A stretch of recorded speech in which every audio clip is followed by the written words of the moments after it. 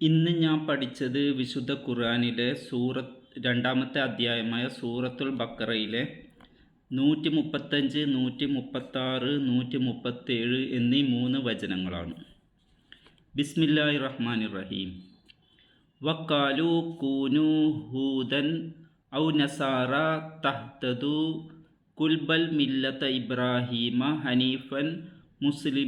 ഹനീഫൻ വമാ കാന മിനൽ മുശ്രിക്കീൻ. നിങ്ങൾ യഹൂദരോ ക്രൈസ്തവരോ ആയാലേ നേർവഴിയിലാകൂ എന്നാണവർ പറഞ്ഞത്. എന്നാൽ നീ പറയുക, അതല്ല. വക്രത കൂടാതെ സത്യത്തിൽ ഉറച്ചു നിന്നിരുന്ന ഇബ്രാഹീമിൻ്റെ ആദർശമാണ് പിന്തുടരേണ്ടത്. അദ്ദേഹം ബഹുദൈവാരാധകരിൽ പെട്ടവനായിരുന്നില്ല. കൂലു ആമന്ന ബില്ലാഹി വമാ ഉൻസില ഇലൈന വമാ ഉൻസില ഇലാ ഇബ്രാഹീമ വ ഇസ്മായില വ ഇസ്ഹാഖ വ യഅ്കൂബ വൽ അസ്ബാത്ത് വമാ ഊതിയ മൂസ വ ഈസ വമാ ഊതിയ നബിയ്യൂന മിൻ റബ്ബിഹിം ലാ നുഫർരിഖു ബൈന അഹദിൻ മിൻഹും വ നഹ്നു ലഹു മുസ്ലിമൂൻ. നിങ്ങൾ പറയുക, അല്ലാഹുവിലും അവൻ്റെ പക്കൽ നിന്ന് ഞങ്ങൾക്ക് അവതരിച്ച് കിട്ടിയതിലും ഇബ്രാഹീമിനും ഇസ്മായിലിനും ഇസ്ഹാക്കിനും യഅ്കൂബിനും യഅ്കൂബിൻ്റെ സന്തതി പരമ്പരകൾക്കും അവതരിക്കപ്പെട്ടതിലും മൂസ, ഈസ എന്നിവർക്ക് നൽകപ്പെട്ടതിലും സർവ്വപ്രവാചകന്മാർക്കും അവരുടെ രക്ഷിതാവിങ്കൽ നിന്ന് നൽകപ്പെട്ടതിലും, അതായത് സന്ദേശങ്ങൾ, ഞങ്ങൾ വിശ്വസിച്ചിരിക്കുന്നു. അവരിൽ ആർക്കിടയിലും ഞങ്ങൾ വിവേചനം കൽപ്പിക്കുന്നില്ല. ഞങ്ങൾ അവന്, അതായത് അല്ലാഹുവിന് കീഴ്പ്പെട്ട് ജീവിക്കുന്നവരുമാകുന്നു. ഫഇൻ ആമനു ബിമിസ്ലി മാ ആമൻതും ബിഹി ഫഖദ് ഇഹ്തദാ വഇൻ തവല്ലൗ ഫഇന്നമാ ഹും ഫീ ശിഖാഖ് ഫസയക്ഫീകഹുമുല്ലാഹു വഹുവ സമീഉൽ അലീം. നിങ്ങൾ വിശ്വസിച്ചതുപോലുള്ളതിൽ അവരും വിശ്വസിച്ചാൽ അവർ നേർമാർഗത്തിലായി കഴിഞ്ഞു. അവർ പിന്തിരിഞ്ഞു കളയുകയാണെങ്കിലോ അവരുടെ നിലപാട് കക്ഷിമാത്സര്യം മാത്രമാകുന്നു. അവരിൽ നിന്ന് നിന്നെ സംരക്ഷിക്കാൻ അല്ലാഹു മതി. അവൻ എല്ലാം കേൾക്കുന്നവനും അറിയുന്നവനുമാകുന്നു. തങ്ങളുടെ മതമാണ് സത്യമതമെന്നും മുസ്ലിങ്ങൾ പിഴച്ചുപോയ വിഭാഗമാണെന്നും സമർത്ഥിക്കാൻ വേണ്ടി മദീനയിലെ യഹൂദ പ്രമുഖന്മാരും നജ്റാനിലെ ക്രിസ്ത്യാനികളും നബി സല്ലല്ലാഹു അലൈഹി വസല്ലമയോടും സത്യവിശ്വാസികളോടും വാഗ്വാദം നടത്തിയ സാഹചര്യത്തിലാണ് രണ്ടാമത്തെ അധ്യായത്തിലെ 135 സൂക്തം അവതീർണമായതെന്ന് ഇബ്നു അബ്ബാസ് റളിയല്ലാഹു അൻഹു പറഞ്ഞതായി റിപ്പോർട്ട് ചെയ്യപ്പെട്ടിരിക്കുന്നു. രണ്ട് വിഭാഗവും വേറെ വേറെ പറഞ്ഞ കാര്യങ്ങൾ തത്വത്തിൽ ഒന്നായതിനാൽ അല്ലാഹു ഒറ്റവാചകത്തിൽ ഉദ്ധരിച്ചിരിക്കുകയാണ്. ഞങ്ങളുടെ പ്രവാചകൻ മോശയാണ്. പ്രവാചകന്മാരിൽ ഏറ്റവും ശ്രേഷ്ഠൻ. ഞങ്ങളുടെ വേദമായ തോറയാണ് വേദഗ്രന്ഥങ്ങളിൽ ഏറ്റവും ശ്രേഷ്ഠം.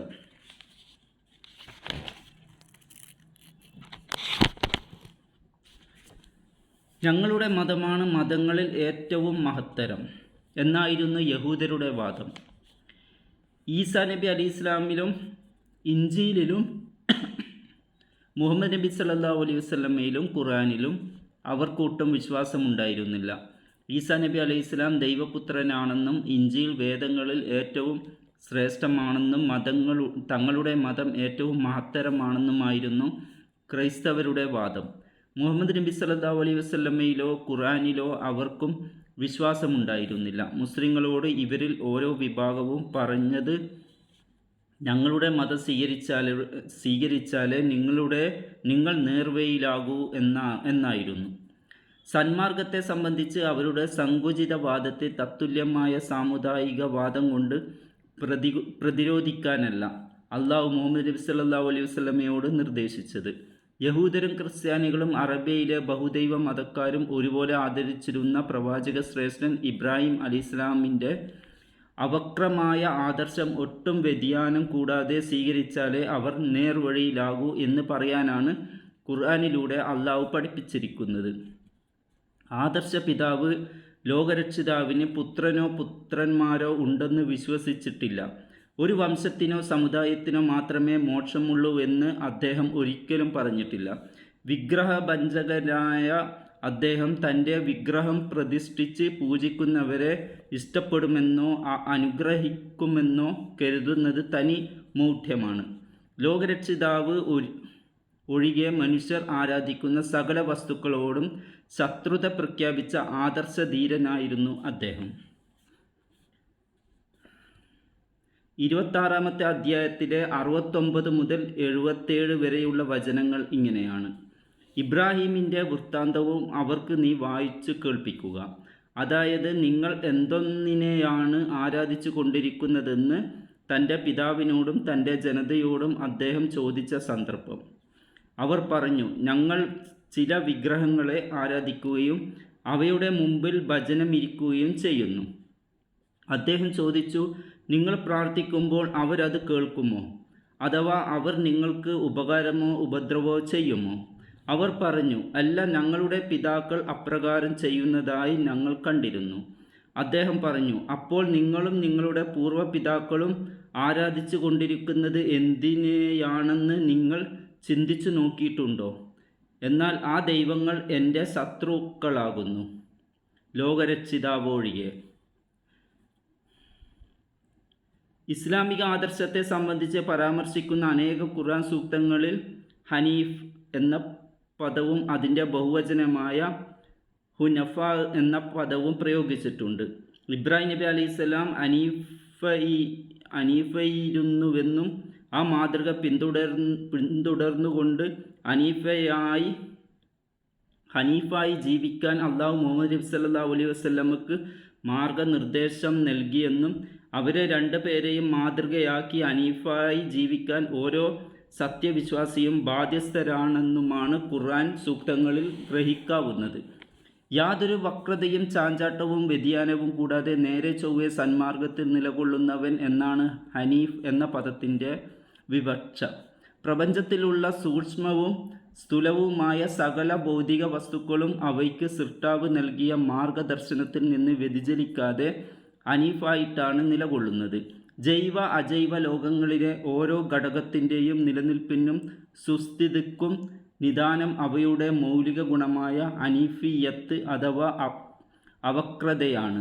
സകല ജീവജാലങ്ങൾക്കും ശ്വസിക്കാൻ വായുവും കുടിക്കാൻ വെള്ളവും കഴിക്കാൻ ഭക്ഷ്യ വിഭവങ്ങളും ലഭ്യമാക്കുന്നത് ഹൈഡ്രജൻ, ഓക്സിജൻ, കാർബൺ, നൈട്രജൻ തുടങ്ങിയ മൂലകങ്ങൾ അവക്രമമായി അന്യൂനമായി വർത്തിക്കുന്നത് കൊണ്ടാണ്. മനുഷ്യനെ മറ്റു സൃഷ്ടികളിൽ നിന്ന് വ്യതിരിക്തമാക്കുന്ന സുപ്രധാനമായ ഒരു സവിശേഷത അവന് സ്വന്തം ഘടനയിലും മൂലകങ്ങളുടെയും യൗഗികങ്ങളുടെയും ഘടനയിലും ചില വക്രതകളും വ്യതിയാനങ്ങളും ഭേദഗതികളും വരുത്താൻ സ്വാതന്ത്ര്യം നൽകപ്പെട്ടിരിക്കുന്നു എന്നതാണ്. പ്രകൃത്യാ ലഭ്യമാകുന്ന വസ്തുക്കൾക്ക് പുറമെ ഭൂമിയിലുള്ള എല്ലാ നിർമ്മിതികളും ഈ സ്വാതന്ത്ര്യത്തിൻ്റെ സദ്വിയോഗത്താലോ ദുരുപയോഗത്താലോ ഉരുത്തിരിഞ്ഞവയാണ്. മാനവിക പ്രതിസന്ധികൾ എന്ന് വിളിക്കപ്പെടുന്നവ രൂപം കൊണ്ടതും ആ വഴിക്ക് തന്നെ.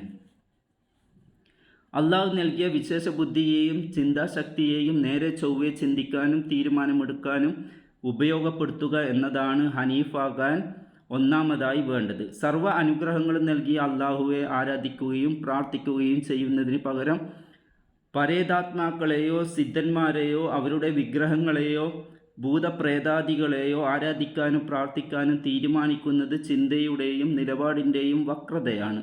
സത്യം പറയുന്നതും സത്യസന്ധത കാണിക്കുന്നതും മറ്റുള്ളവരോട് നല്ല നിലയിൽ പെരുമാറുന്നതും ഹനീഫായ ചിന്താഗതിയുടെ താൽപ്പര്യമാണ്. കള്ളവും കാപ്പാട്യവും വഞ്ചനയും ചൂഷണവും ദ്രോഹവും നടപ്പാക്കണമെന്ന തീരുമാനം ചിന്താഗതി വക്രവും കുടിലവുമായി തീരുന്നതിൻ്റെ ലക്ഷണമാണ്. ചിന്തയും വാക്കും പ്രവൃത്തിയും ഹനീഫായാൽ, നേരും നെറിയുമുള്ളതായാൽ, ഹൃദയത്തിലെയും കേന്ദ്ര നാഡീവ്യൂഹത്തിലെയും മറ്റു സൂക്ഷ്മ വ്യവസ്ഥകളെയും സ്വാഭാവിക നിലയിലും സന്തുലിതമായും അവിലകമായും വർത്തിക്കും. കള്ളം പറയുമ്പോഴും നെറിയേട് കാണിക്കുമ്പോഴും ഈ വ്യവസ്ഥകളിൽ താളപ്പിഴ പ്രകടമാകും. ഈ താളപ്പിഴകളുടെ അപഗ്രഥനത്തിലൂടെയാണ് പോളിഗ്രാഫ് യന്ത്രം കള്ളവും സത്യവും വേർതിരിക്കുന്നത്. ഹനീഫായി ചിന്തിക്കുന്നതും സംസാരിക്കുന്നതും പ്രവർത്തിക്കുന്നതുമാണ് മനുഷ്യപ്രകൃതിയുമായി യോജിക്കുന്ന ജീവിതക്രമം എന്നത്രേ ഇതിൽ നിന്ന് ഗ്രഹിക്കാവുന്നത്. 30-ാമത്തെ അധ്യായത്തിലെ 30-ാമത്തെ വചനം ഇങ്ങനെയാണ്: ആകയാൽ നീ ഹനീഫായിക്കൊണ്ട് സത്യത്തിൽ നേരെ നിലകൊള്ളുന്നവനായിക്കൊണ്ട് നിന്റെ മുഖത്തെ മതത്തിലേക്ക് തിരിച്ചു നിർത്തണം. അള്ളാഹു മനുഷ്യരെ ഏതൊരു പ്രകൃതിയിൽ സൃഷ്ടിച്ചിരിക്കുന്നുവോ ആ പ്രകൃതി അത്രേ അത്. അള്ളാഹുവിൻ്റെ സൃഷ്ടി വ്യവസ്ഥയ്ക്ക് യാതൊരു മാറ്റവും വരുത്താനാവുന്നതല്ല. അതത്രേ വക്രതയില്ലാത്ത മതം. പക്ഷേ മനുഷ്യരിൽ അധിക പേരും അത് മനസ്സിലാക്കുന്നില്ല.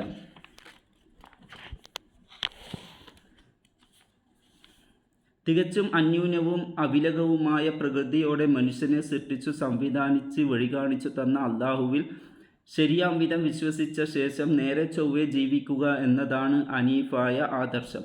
അതുതന്നെയാണ് ജീവിത സാക്ഷാത്കാരം. 41-ാമത്തെ അധ്യായത്തിലെ 30-ാമത്തെ വചനം ഇങ്ങനെയാണ്: ഞങ്ങളുടെ രക്ഷിതാവ് അള്ളാഹുവാണ് എന്ന് പറയുകയും പിന്നീട് നേരെ ചൊവ്വെ നിലകൊള്ളുകയും ചെയ്തിട്ടുള്ളവരാരോ അവരുടെ അടുക്കൽ ഇറങ്ങി വന്നുകൊണ്ട് മലക്കുകൾ ഇപ്രകാരം പറയും: നിങ്ങൾ ഭയപ്പെടുകയോ ദുഃഖിക്കുകയോ വേണ്ട. നിങ്ങൾക്ക് വാഗ്ദാനം നൽകപ്പെട്ടിരുന്ന സ്വർഗത്തെക്കുറിച്ച് നിങ്ങൾ സന്തോഷം അടഞ്ഞുകൊള്ളുക. 6-ാമത്തെ അധ്യായത്തിലെ 161-ാമത്തെ വചനം ഇങ്ങനെയാണ്: പറയുക, തീർച്ചയായും എൻ്റെ രക്ഷിതാവ് എന്നെ നേരായ പാതയിലേക്ക് നയിച്ചിരിക്കുന്നു. വക്രതയില്ലാത്ത മതമത്രേ അത്. നേർമാർഗത്തിൽ ഉറച്ചു നിന്ന ഇബ്രാഹീമിൻ്റെ ആദർശം അദ്ദേഹം ബഹുദൈവാരാധകരിൽ പെട്ടവനായിരുന്നില്ല.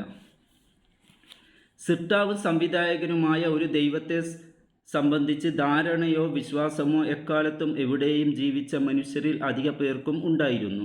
പ്രാപഞ്ചിക പ്രതിഭാസങ്ങളെക്കുറിച്ച് സൂക്ഷ്മമായി ചിന്തിക്കുന്നവർക്ക് അവയൊന്നും യാന്ത്രികമായി ഉരുത്തിരിഞ്ഞതല്ലെന്ന് ബോധ്യപ്പെടും. പക്ഷേ ദൈവവിശ്വാസത്തിലെ ശരിയും തെറ്റും വേർതിരിച്ച് മനസ്സിലാക്കാനോ ദൈവിക മാർഗദർശനത്തിൻ്റെ വിശദാംശങ്ങൾ ഗ്രഹിക്കാനോ ആ ചിന്ത മാത്രം മതിയാവില്ല. അള്ളാഹു തെരഞ്ഞെടുത്തു നിയോഗിച്ച പ്രവാചകന്മാർക്ക് അവൻ നൽകിയ ബോധവും അവൻ അവരിൽ ചിലർക്ക് അവതരിപ്പിച്ചു കൊടുത്ത വേദഗ്രന്ഥങ്ങൾ മുഖേന മാത്രമേ അന്യൂനമായ വിശ്വാസത്തിൻ്റെയും കർമ്മധർമ്മങ്ങളുടെയും ശരിയായ രൂപം മനസ്സിലാക്കാൻ കഴിയൂ. വിധിവിലക്കുകളുടെയും കർമാനുഷ്ഠാനങ്ങളുടെയും വിശദാംശങ്ങളിൽ നേരിയ വ്യത്യാസമുണ്ടെങ്കിലും എല്ലാ പ്രവാചകന്മാർക്കും അള്ളാഹു നൽകിയ ബോധനം തത്വങ്ങളിൽ സമാനമത്രേ. വിവിധ പ്രവാചകന്മാർക്ക് നൽകപ്പെട്ട വേദഗ്രന്ഥങ്ങളുടെ സാരാംശവും അതുപോലെ തന്നെ. അതിനാൽ ലോകരക്ഷിതാവായ അള്ളാഹുവിൽ വിശ്വസിക്കുന്നവർ അവൻ നിയോഗിച്ച എല്ലാ പ്രവാചകന്മാരിലും അവർക്ക് ഗ്രന്ഥരൂപത്തിലും അല്ലാതെയും അള്ളാഹു നൽകിയ സത്യസന്ദേശങ്ങളിലും വിശ്വസിക്കണം. അള്ളാഹു നിയോഗിച്ച ചില പ്രവാചകന്മാരിൽ ഞങ്ങൾ വിശ്വസിക്കും, മറ്റുള്ളവരിൽ വിശ്വസിക്കുകയില്ല എന്ന് ആരെങ്കിലും പറഞ്ഞാൽ അവർക്ക് അള്ളാഹുവിൽ തന്നെ ശരിയായ വിശ്വാസമില്ലെന്നാണ് അതിൻ്റെ അർത്ഥം. ഒരു വേദഗ്രന്ഥത്തിൽ വിശ്വസിച്ചിട്ട് മറ്റുള്ളവയെ തള്ളിക്കളയുന്നതും അതുപോലെ തന്നെ. സബത്ത് എന്ന അറബി പദത്തിന് പൗത്രൻ എന്നാണ് അർത്ഥം. അതിൻ്റെ ബഹുവചനമായ അസ്ബാത്തിന് സന്തതി പരമ്പരയെന്നോ പൗത്രന്മാർ എന്നോ അർത്ഥമാകാം. യഹൂദരെ സംബന്ധിച്ചിടത്തോളം ഒരു കുടുംബം അഥവാ ഉപഗോത്രം എന്നാണ് സബിത്തിൻ്റെ അർത്ഥമെന്നും പറയപ്പെടുന്നുണ്ട്. യാക്കൂബ് നബി അലൈഹിസ്സലാമയുടെ 12 ആൺമക്കളുടെ സന്താന പരമ്പരകളിൽ നിന്ന് അള്ളാഹു തിരഞ്ഞെടുത്ത പ്രവാചകന്മാരാണ് 2-ാമത്തെ അധ്യായത്തിലെ 136-ലെ അസ്ബാത്ത് എന്ന പദം കൊണ്ട് ഉദ്ദേശിക്കപ്പെട്ടതെന്നാണ് പല ഖുർആൻ വ്യാഖ്യാതാക്കളുടെയും അഭിപ്രായം. ആ പ്രവാചകന്മാരുടെ പേര് വിവരം ഖുർആനിലോ പ്രാമാണികമായ ഹദീസിലോ ഇല്ല. 40-ാമത്തെ അധ്യായത്തിലെ 78-ാമത്തെ വചനം ഇങ്ങനെയാണ്: നിനക്ക് മുമ്പ് നാം പല ദൂതന്മാരെയും അയച്ചിട്ടുണ്ട്. അവരിൽ ചിലരെക്കുറിച്ച് നാം നിനക്ക് വിവരിച്ചു തന്നിട്ടുണ്ട്. അവരിൽ ചിലരെപ്പറ്റി നാം നിനക്ക് വിവരിച്ചു തന്നിട്ടുമില്ല. അവരിൽ ആർക്കിടയിലും ഞങ്ങൾ വിവേചനം കൽപ്പിക്കുന്നില്ല എന്ന് പറഞ്ഞതുകൊണ്ട് ഉദ്ദേശിക്കപ്പെട്ടത് അള്ളാഹു ഏത് കാലത്ത് ഏത് സമൂഹത്തിലേക്ക് നിയോഗിച്ച പ്രവാചകന്മാരെയും സത്യവിശ്വാസികൾ അംഗീകരിക്കണമെന്നും അവരിൽ ചിലരെ നിഷേധിച്ച് തള്ളാൻ പാടില്ലെന്നുമാണ്. യഹൂദർ ഇസ്മായിൽ നബി അലൈഹിസ്ലാമയെ അവജ്ഞയോടെ കൂടി വീക്ഷിക്കുന്നവരാണ്. ഇസ്മായിലരെ മൊത്തമായും അവരിൽ നിന്ന് അള്ളാഹു തെരഞ്ഞെടുത്ത അന്തിമ പ്രവാചക മുഹമ്മദ് നബി സല്ലല്ലാഹു അലൈഹി വസല്ലമയെ പ്രത്യേകമായും അവർ തള്ളിപ്പറയുന്നു. ഇസ്രായേലിലേക്ക് തന്നെ അള്ളാഹു നിയോഗിച്ച പല പ്രവാചകന്മാരെയും അവർ അവിശ്വസിക്കുകയും അവരിൽ ചിലരെ കൊന്നുകളയുകയും ചിലരെ കൊല്ലാൻ ശ്രമിക്കുകയും ചെയ്തിട്ടുണ്ട്.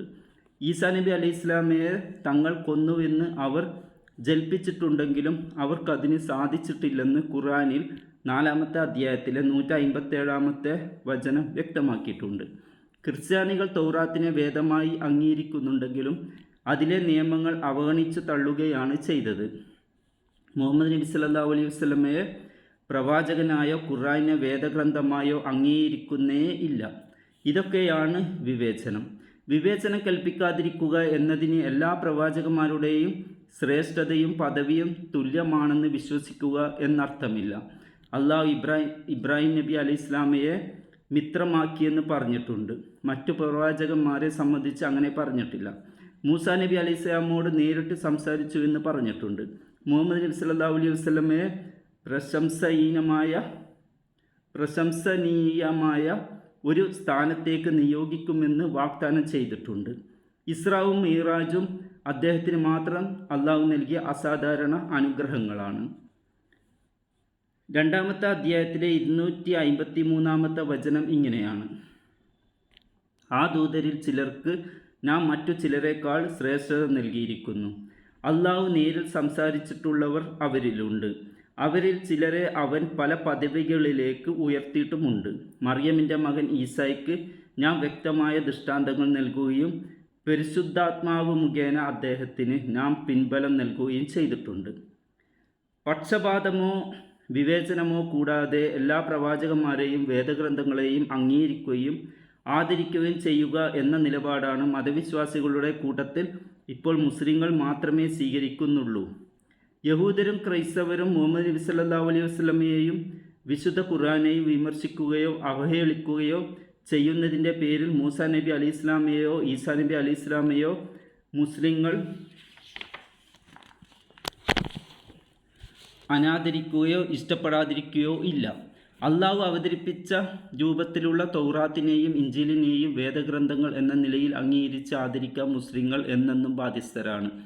വേദങ്ങളെയും ദൂതന്മാരെയും മുഴുവൻ ഉൾക്കൊള്ളുന്ന വിധത്തിലുള്ള ദൈവവിശ്വാസം സ്വീകരിക്കാനാണ് 2-ാമത്തെ അധ്യായത്തിലെ 137-ാമത്തെ സൂക്തത്തിൽ വിവിധ മതവിഭാഗങ്ങളോട് അള്ളാഹു ആവശ്യപ്പെടുന്നത്. ആദർശ വിഷയത്തിൽ അള്ളാഹുവിൻ്റെ തീരുമാനം ഒട്ടും വൈമനസ്യം കൂടാതെ സ്വീകരിച്ചാലേ അവർ നേർവഴിയിലാകൂ. സാമുദായിക സങ്കുചിതത്വത്തിൻ്റെ പേരിലോ മറ്റോ അവർ സത്യവിശ്വാസം സ്വീകരിക്കാതെ പിന്തിരിഞ്ഞു കളയുകയാണെങ്കിൽ അത് വിഘടനവും മാത്സര്യവുമാണ്. ഇഹത്തിലും പരത്തിലും അള്ളാഹുവിൻ്റെ ശിക്ഷയാണ് അത് നിമിത്തം വന്നു ഭവിക്കുക. 4-ാമത്തെ അധ്യായത്തിലെ 115-ാമത്തെ വചനം ഇങ്ങനെയാണ്: തനിക്ക് സന്മാർഗം വ്യക്തമാക്കി കഴിഞ്ഞ ശേഷം ആരെങ്കിലും റസൂലുമായി വിഘടിച്ചു നിൽക്കുകയും സത്യവിശ്വാസികളുടേതല്ലാത്ത മാർഗം പിന്തുടരുകയും ചെയ്യുകയാണെങ്കിൽ അവൻ തിരിഞ്ഞ വഴിക്ക് തന്നെ നാം അവനെ തിരിച്ചു വിടുകയും നരകത്തിലിട്ട് നാം അവനെ കരിക്കുകയും ചെയ്യും. എത്തിച്ചേരാനുള്ള ആ സ്ഥലം എത്ര മോശം!